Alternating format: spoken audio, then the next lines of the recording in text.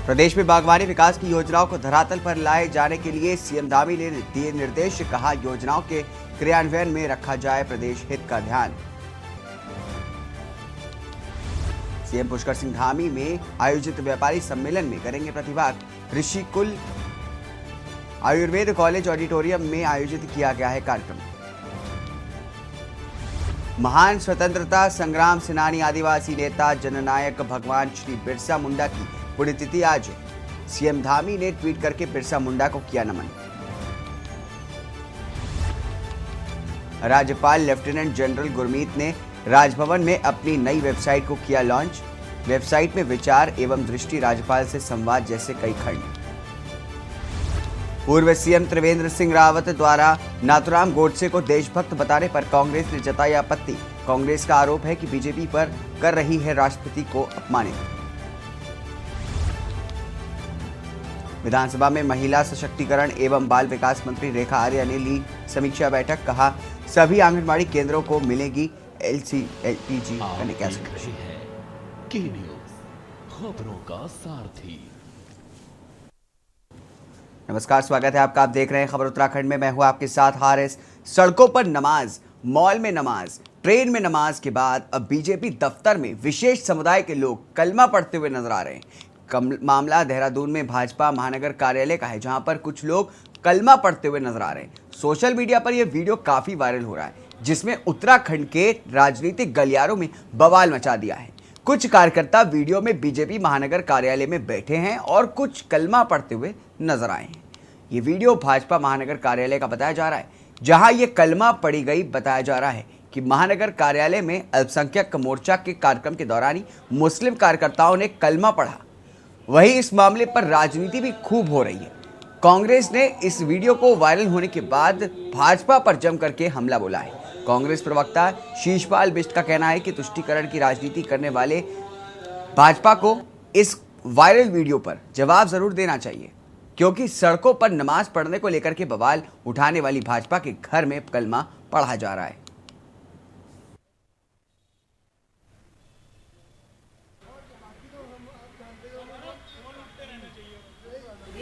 ये भारतीय जनता पार्टी का असली चाल, चरित्र और चेहरा है। इसकी कथनी और करनी का अंतर यही है। एक तरफ तो आप जो है सड़कों पर जो है मुस्लिम भाइयों की नमाज पढ़ने का विरोध करते हैं, दूसरी तरफ आप अपने कार्यालय में जो है नमाज पढ़वाते हैं। अगर भारतीय जनता पार्टी का वैचारिक परिवर्तन हो गया हो और हिंदुत्व की विचारधारा से आपका मन भर गया हो तो अच्छी बात है। आप कलमा पढ़वाएं या पूजा पाठ करवाएं या वहां पर आप जो है क्रिश्चियनों की प्रार्थना सभा करवाएं, कांग्रेस पार्टी को इससे कोई दिक्कत नहीं है।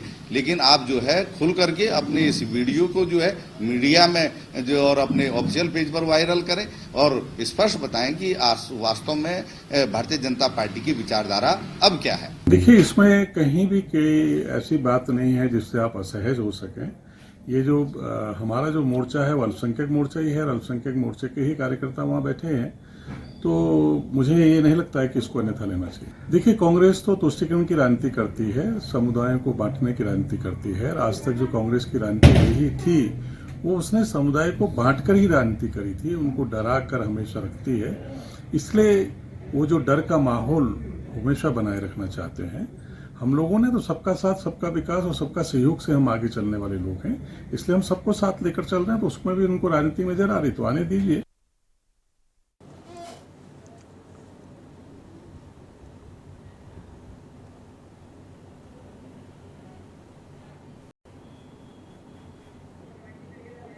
तो आपको बता रहे कि कांग्रेस के कार्यालय में अब कलमा पढ़ने का जो वीडियो है वो सोशल मीडिया पर खूब वायरल हो रहा है। इसको लेकर के कांग्रेस ने भी बड़ी चुटकी ली है। आपको बता दें कि बीजेपी कार्यालय में कलमा पढ़ने पर अब सियासत जो है वो शुरू हो गई है। हालांकि दरअसल एक वीडियो वायरल हुआ है जिसमें दिखाया जा रहा है कि जो बीजेपी का अल्पसंख्यक मोर्चा है वो कुछ कलमे पढ़ते हुए कार्यालय में दिखाई दे रहे हैं। इसका वीडियो जो है सोशल मीडिया पर वायरल हो रहा है। इस वीडियो के वायरल होने के बाद अब कांग्रेस ने बीजेपी पर काफ़ी बड़ा हमला बोला है।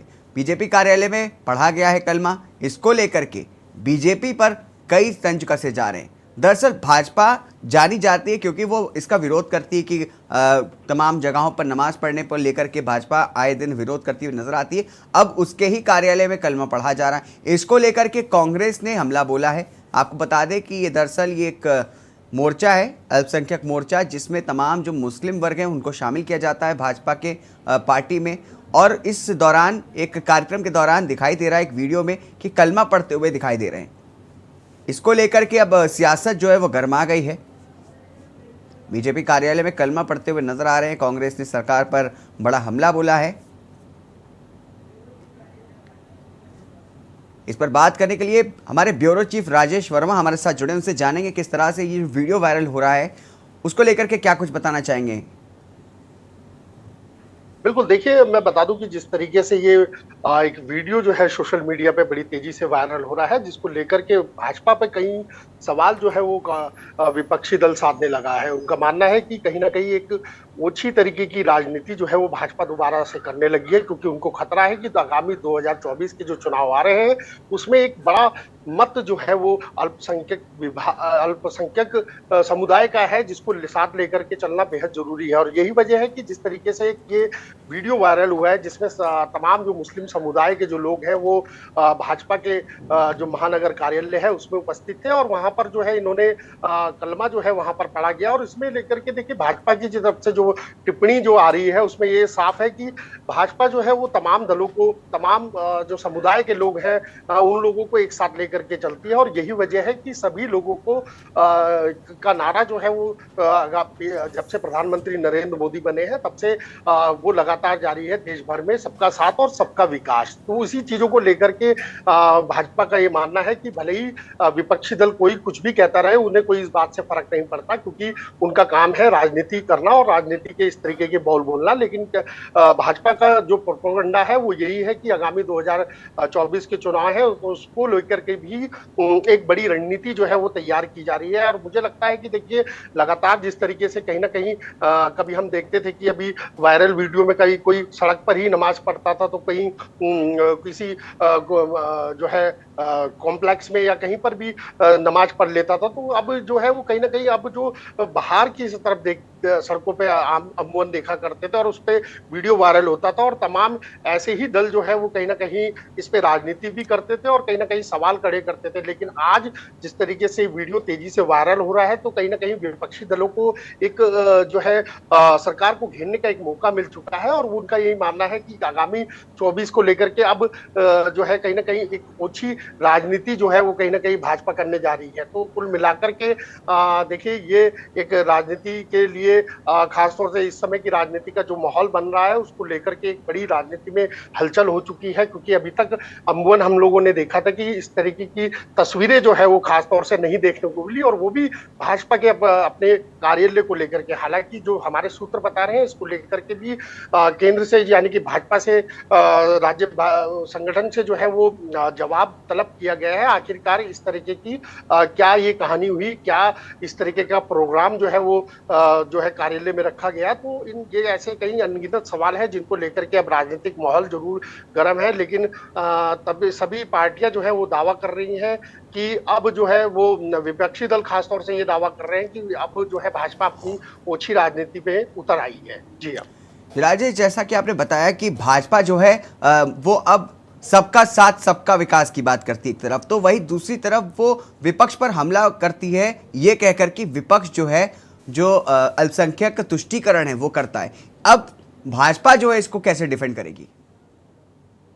देखिए भाजपा ने ये साफ कर दिया है, उनका यही मानना है कि जो तस्वीरें इस समय हम अपने टीवी स्क्रीन पर अपने दर्शकों को दिखा रहे हैं, उनका यही कहना है कि वीडियो बिल्कुल हकीकत है, सही वीडियो है, इसमें कोई वो नहीं है। और दूसरी बात यही है कि उनका ये मानना है कि जो तमाम जो समुदाय के लोग हैं, चाहे वो हिंदू हो, मुस्लिम हो या अन्य समुदाय से जुड़े जो लोग हैं, उनको लेकर के भाजपा लगातार अपने साथ चलती है। लेकिन देखिए सवाल विपक्ष यही उठा रहा है कि अगर साथ लेके चलती है तो कहीं ना कहीं चाहे वो लव जिहाद की बात करें या तमाम जो मजारों को हटाने का सिलसिला उत्तराखंड में लगातार जारी है, या फिर कई ऐसे विवाद जो है हुए हैं जो नमाज को लेकर के हुए हैं। आपने देखा ही है कि तमाम सोशल मीडिया पे इस तरीके की तस्वीर तस्वीरें वायरल हुई है, जिसको लेकर के कहीं ना कहीं पहले तो भाजपा इसका विरोध करती थी, लेकिन अब कहीं ना कहीं जो लगता है कि विपक्षी दलों को कि अब 24 के जो चुनाव आ रहे हैं, तो भाजपा को लगता है कि एक बड़ा समुदाय ऐसा है कि जो उनकी जीत को में कहीं ना कहीं एक रुकावट पैदा कर सकता है, और यही वजह है कि इसको भी अपने साथ लेकर के, यानी कि एक प्रोपेगेंडा इस तरीके का फैलाया जाए कि 2024 में एक माहौल ऐसा तैयार किया जाए कि इस प्रोपेगेंडा के हिसाब से जो भी समुदाय, जो रूठे हुए समुदाय भी है, अगर उनको लगता है कि भाजपा की जो नीति है या रणनीति जो उन लोगों ने अभी तक देखने को मिली है आम जनता को, उसमें कहीं ना कहीं ये समुदाय प्रभावित हो रहा है, तो इसको अपनी तरफ लाया जाए ताकि जो 2024 के चुनाव है उसको सरलता से और बेहतर तरीके से सबके साथ जो है वो लड़ा जाए। तो कहा जा सकता है कि देखिए, वीडियो जरूर वायरल हो चुका है, लेकिन राजनीति का बाजार जो है वो इस समय गर्म हो चुका है, राजनीति इस समय चरम पे है, क्योंकि लगातार विपक्षी दल जो है वो कांग्रेस, माफ कीजिएगा, भाजपा के ऊपर जो है निशाना साधे हुए है, लेकिन भाजपा भी जी राजेश जी, तो जैसा कि आपने बताया कि भाजपा के पर जो निशाना साधा जा रहा है वीडियो वायरल होने के बाद, बहुत बहुत तो शुक्रिया तमाम जानकारी विस्तार से हमारे साथ बात करने के लिए इस पर मामले पर। तो आपको बता दें कि कांग्रेस ने सरकार पर हमला बोला है, एक वीडियो वायरल हुआ है जिसमें देखा जा रहा है कि बीजेपी कार्यालय पर मुस्लिम जो समुदाय के लोग हैं वो कलमा पढ़ते हुए नजर आ रहे हैं। इसके साथ अगली खबर बढ़ेंगे, जहां पर रुड़की की गंगनहर कोतवाली क्षेत्र के गणेशपुर में बीती रात घर में तमंचे लेकर के घुसे बदमाशों ने जम करके आतंक मचाया। महिला को घायल करने के साथ ही घर का कीमती सामान भी चोरी करके बदमाश ले गए। शुक्रवार की रात करीब 10 बजे गंगनहर निवासी भंवर सिंह पुत्र संदेश, उनकी पत्नी, माता और 1.5 साल का बच्चा घर में मौजूद थे। तभी अचानक तमंचे के साथ 3 बदमाश उनके घर में घुसे और घर में मौजूद 1.5 साल के बच्चे के सर पर तमंचा रख करके घर में लूटपाट शुरू कर दी। इसके साथ ही उसकी माता को तमंचे के बट से घायल भी कर दिया। बताया जा रहा है कि बदमाश घर के कीमती सामान लेकर के फरार भी हो गए। संदेश ने इसकी सूचना 112 के माध्यम से पुलिस को दी। परिजनों के अनुसार मामले की जानकारी मिलने के बाद भी काफी देर तक पुलिस मौके पर नहीं पहुंची। बाद में पीड़ित कोतवाली पहुंचे और पुलिस को घटनाक्रम से अवगत कराते हुए हंगामा भी किया। मामले की जानकारी पाकर के एसपी देहात स्वप्न किशोर सिंह पहुंचे। इसके साथ ही अन्य पुलिस बल भी बदमाशों की तलाश में जुट गया। इस संबंध में एसपी देहात स्वप्न किशोर ने बताया कि मामले की जानकारी मिली थी और जांच की जा रही है।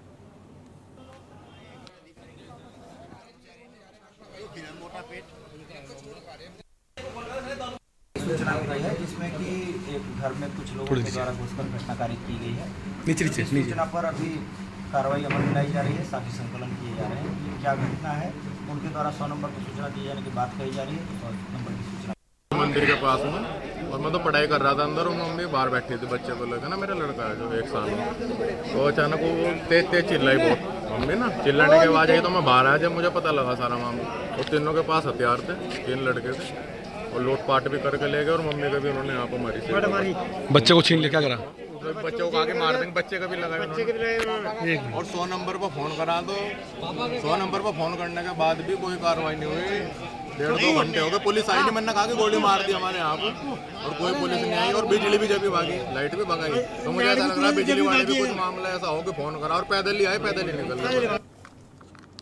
उत्तराखंड के पूर्व मुख्यमंत्री त्रिवेंद्र सिंह रावत ने बुधवार को महात्मा गांधी के हत्यारे नाथूराम गोडसे को लेकर के विवादित बयान दिया था।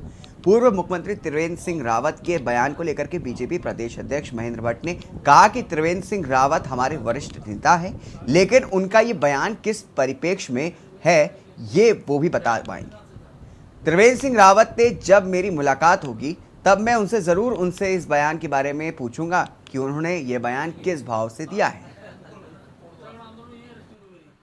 उसका एक्सीडेंट हुआ तो राज्य बन चुका था, मैं एमएलए बन चुका था, मेरा उससे मिलने जो राम त्रिवेंद्र जी हमारे बहुत वरिष्ठ नेता है, उनका बयान किस परिप्रेक्ष्य में रहा होगा उसका उत्तर वही दे पाएंगे। और क्योंकि अभी हमने सोशल मीडिया के माध्यम से बाकी मानव इस बयान को समझा है, त्रिवेंद्र जी जैसे मेरी भेंट होगी तो मैं भी समझने का प्रयास करूँगा कि किस परिप्रेक्ष्य में उनका ये कहने का भाव था। देखिए, क्योंकि मैंने जैसे कहा कि प्रत्यक्ष रूप से भी इस बयान के बारे में हमारे पास कोई सर्च नहीं है, ना हमने भी उनसे इस संबंध में कोई वार्ता की है। व्यक्तिगत मत होते हैं, व्यक्तिगत मत हर व्यक्ति के अपने विचारों के आधार पर होते हैं, और ये मत जो किस रूप में उनका रहा है वो उस बारे में बहुत जानकारी वही दे पाएंगे।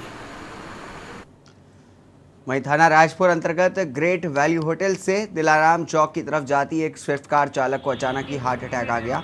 मौके पर यातायात व्यवस्था व चेकिंग संभाल रहे सीपीओ हॉक 2 उप निर्देशक दीवान सिंह गुस्वाई का KM जैदी द्वारा तुरंत कार चालक की सहायता करते हुए अन्य पुलिस कर्मियों की सहायता से उक्त व्यक्ति को नंदा हॉस्पिटल में फर्स्ट एड दिलवाया और एम्बुलेंस की मदद से मैक्स हॉस्पिटल भिजवाया गया। उक्त व्यक्ति उत्तराखंड पावर कॉरपोरेशन का है, जिसमें से एक महिला अधिकारी चालक के साथ मैक्स हॉस्पिटल गई।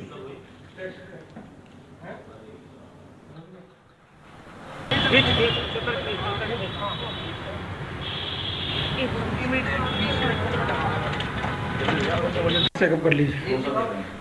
ओहो, उसे बोला रामवीर को बोला, एकदम से बराबर बोला। क्या क्या चल रहा है डॉक्टर साहब?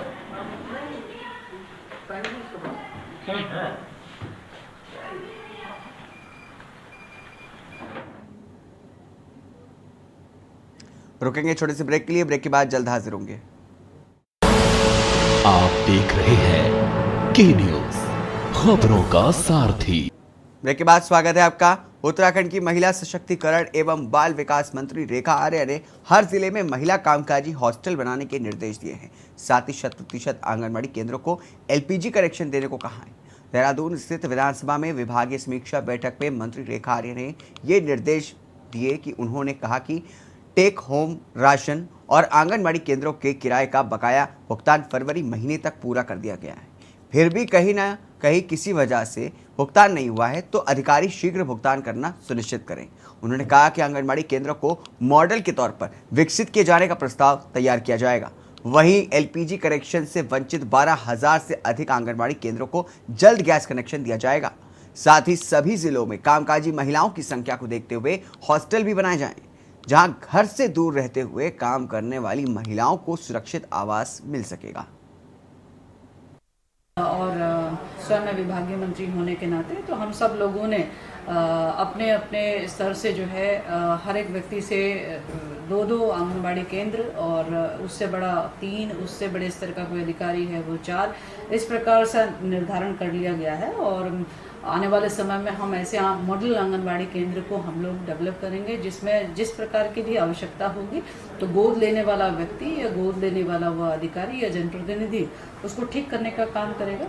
इसके अतिरिक्त THR आंगनबाड़ी के कार्यकर्तियों के भुगतान के संदर्भ में भी विभाग अब तक में लगभग 50 करोड़ की धनराशि जो बकाया था 2022-23 का, विभाग उसकी भी पूर्ति कर चुका है।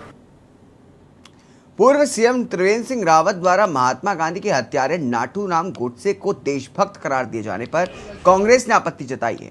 कांग्रेस ने आरोप लगाया कि भाजपा राष्ट्रपिता महात्मा गांधी को अपमानित करने का प्रयास कर रही है। वहीं त्रिवेंद्र सिंह रावत ने बलिया के दिए गए बयान पर प्रतिक्रिया देते हुए कांग्रेस प्रदेश अध्यक्ष करण माहरा ने कहा कि पूर्व CM त्रिवेंद्र सिंह रावत ने तुष्टीकरण की सारी सीमाएं पार करते हुए महात्मा गांधी के हत्यारे को देशभक्त बताया है। कुछ समय बाद भाजपा नेता नाथूराम गोडसे को भारत रत्न देने की भी मांग करें तो इसमें आश्चर्य की बात नहीं होगी। उन्होंने कहा कि आज सत्ता में बैठे लोग देशभक्तों को देशद्रोही और हत्यारों को देशभक्त ठहराने में तुले हुए हैं। महारा ने कहा कि त्रिवेंद्र सिंह ने गोडसे को देशभक्त बता करके भाजपा का असली चेहरा बता दिया है।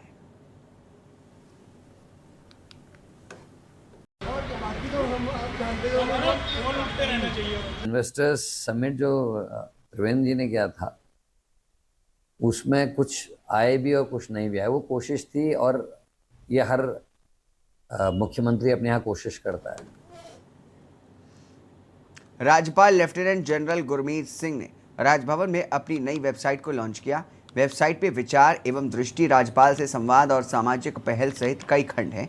वेबसाइट में जहां पर राज्य सरकार एवं भारत सरकार द्वारा चलाई जा रही विभिन्न उपयोगी योजनाओं से संबंधित वेबसाइट का भी लिंक उपलब्ध कराया गया है, तो वहीं राजभवन के न्यूज़ लेटर भी विद्यार्थियों के लिए उपलब्ध कराए गए हैं। वेबसाइट पर राज्यपाल से संबंधित सूचनाएं, उनके भाषण, साक्षात्कार एवं संदेश तथा फोटो गैलरी में विभिन्न कार्यक्रमों के चित्र भी उपलब्ध हैं। इसके अतिरिक्त वेबसाइट में राज्यपाल के सामाजिक जागरूकता संबंधी कार्यक्रमों और यात्राओं के बारे में नवीनतम जानकारियां भी सम्मिलित किया गया है। वेबसाइट लॉन्चिंग के अवसर पर राज्यपाल ने कहा कि सूचना एवं प्रौद्योगिकी की व तकनीकी के युग में संचार सुविधाओं का समुचित लाभ जन जन तक पहुंचना बहुत ही जरूरी है। के अंदर में भारतीय सरकार की जो पहल है, योजनाएं हैं, जो और इसके अलावा जो राज्य सरकार की पहल, योजनाएं, जो पॉलिसी स्कीम्स हैं, उसके साथ में कनेक्ट किया गया है। हमारी स्टेट यूनिवर्सिटीज की वेबसाइट को इसके अंदर में शामिल किया गया है। सैनिक के पुनर्वास की जो साइट है उसको भी डाला गया है। और मैं कहूंगा ये वेबसाइट एक इंटरैक्टिव वेबसाइट है। कोई आपका सुझाव है, कुछ आप शेयर करना चाहते हैं, कुछ प्रभु आपको ऐसा सोच विचार और धारणा देता है जिससे हर एक उत्तराखंडी के लिए, पूरे भारत के लिए इसका फायदा हो, तो इसमें आप संवाद कर सकते हैं। कैबिनेट मंत्री प्रेमचंद अग्रवाल ने पीएम आवास योजना के लाभार्थियों को समय पर आवास आवंटित करने के निर्देश दिए हैं। विधानसभा में आयोजित समीक्षा बैठक के बाद मंत्री प्रेमचंद अग्रवाल ने बताया कि प्रधानमंत्री आवास योजना के तहत वर्तमान में 16 प्रोजेक्ट पर काम चल रहा है। उक्त प्रोजेक्ट 2017-2018 से स्वीकृत हैं, जिन पर वर्तमान सरकार के समय काम प्रारंभ हुआ है। उन्होंने कहा कि परियोजनाओं में कुल 14,200 आवास निर्माणाधीन हैं। इसके अलावा एमडीडीए की एक परियोजना में 240 और हरिद्वार रुड़की विकास प्राधिकरण की एक अन्य परियोजना में कुल 528 आवास निर्माणाधीन है। इसी की तरह यूएस नगर जिला विकास प्राधिकरण भी एक परियोजना भी 1872 आवास पर काम कर रहा है। विभागीय मंत्री अधिकारियों को इन परियोजनाओं को सितंबर 2024 तक पूरा करने का लक्ष्य देते हुए लाभार्थियों को तय डेडलाइन के अनुसार कब्जा देने को कहा है।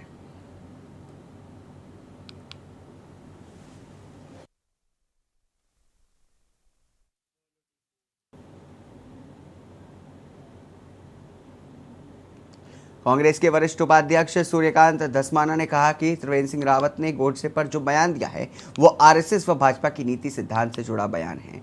उन्होंने कहा कि गोडसे से कुछ वर्षों पहले तक एक पल्ला झाड़ने वाले संगठन अब खुल करके उन्हें राष्ट्रभक्त बताने लगे।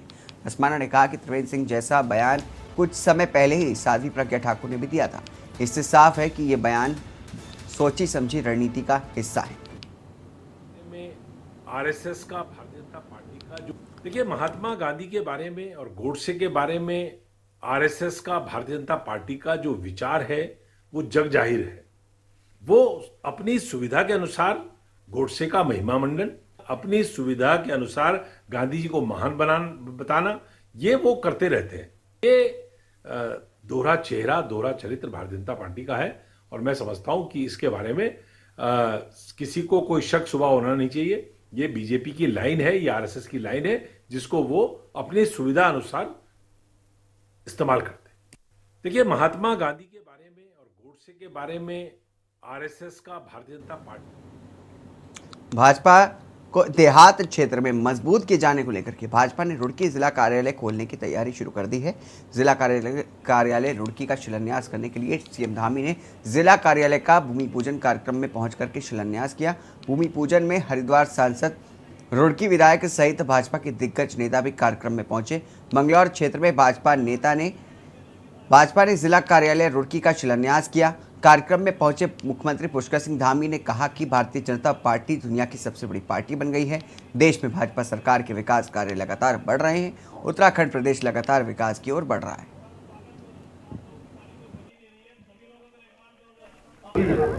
इसमें 21 लाख का आंकड़ा अभी तक पार कर गया है और जब यात्रा पूरी होगी, इस प्रकार से यात्रा में लोगों का इस बार उत्साह है, भक्तों का जो एक सैलाब और उनका उत्साह, चाहे बर्फबारी भी हो रही है, भारी बरसात भी हो रही है, लेकिन उसके बाद भी थमने का नाम नहीं ले रहा है। तो निश्चित रूप से इस बार यात्रा सारे रिकॉर्ड तोड़ेगी और हमारा प्रयास है कि यात्रा में आने वाले सभी जो भी हमारे तीर्थ यात्री हैं, श्रद्धालु हैं, उन सब की यात्रा सरल हो, आसान हो, सुगमता से हो, उनको किसी प्रकार की परेशानी न हो, उसके लिए लगातार हम प्रयास कर रहे हैं। सर, आपने कहा सर, जिस तरह से ये 9 साल है, बेमिसाल है सर, जो पिछला कार्यकाल दिनेशपुर बालाजी मंदिर में निशान यात्रा का शुभारंभ किया गया है। इस यात्रा में भगवान श्री खाटू श्याम का ध्वज लिए बड़ी संख्या में श्रद्धालु नाचते गाते हुए जय घोष लगाते हुए नजर आ रहे थे।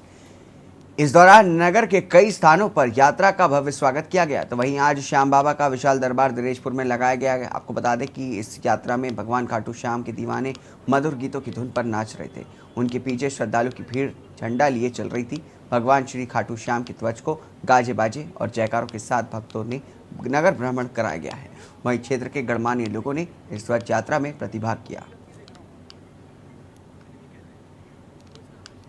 इनको नोटिस भी जारी किए गए हैं पूर्व में और क्योंकि गवर्नमेंट की संपत्ति है और गवर्नमेंट की ड्यूटी है इसको प्रोटेक्ट करना। तो नोटिस इनको दिए गए हैं और अभी एडमिनिस्ट्रेशन से कहा गया कि विधिवत तरीके से इसमें अतिक्रमण को खाली कराने का काम ये शुरू करें। जिम्मेदारी साफ़ सफाई की 100% पालिका की है।